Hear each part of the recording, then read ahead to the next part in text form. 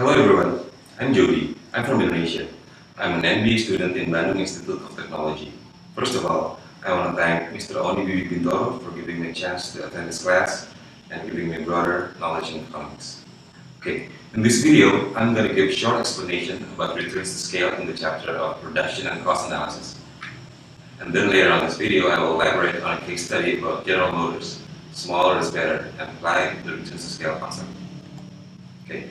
Returns to scale refers to the degree by which output changes as a result of a given change in the quantity of all inputs used in production. There are three types of returns to scale. First is constant returns to scale. That happens if the quantity of all input is used in production is increased by a given proportion. Second is increasing returns to scale. That happens if output increases by a greater proportion. And the third is decreasing returns to scale.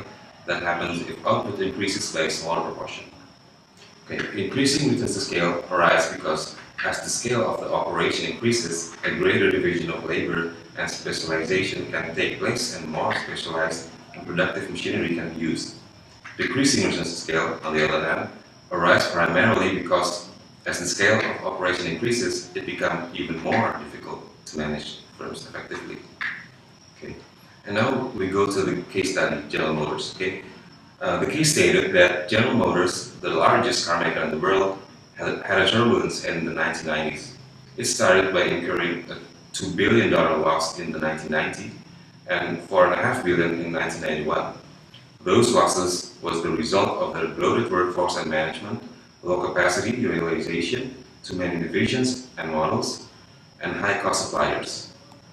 For a massive player in the car-making industry like GM, this was really a major blow for them. The data on sales per employee on the table here indicates that GM was too large and had faced strong decreasing returns to scale in 1991, while the other companies could still expand to take advantage of increasing returns to scale. Now, clearly GM required a major restructuring plan.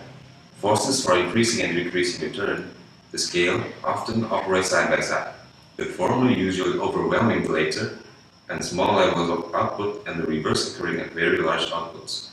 GM faces decreasing returns to scale and has been shrinking. They closed 21 plants and they shed 74,000 workers from 1992 to 1994.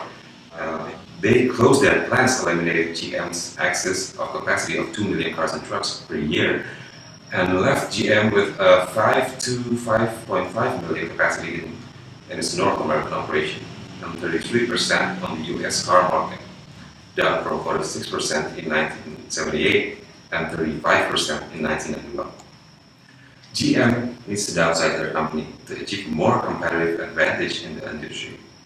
They downsize their company so they can be more productive and effective, so they can reach their optimal output. That leads to an increase in their profit.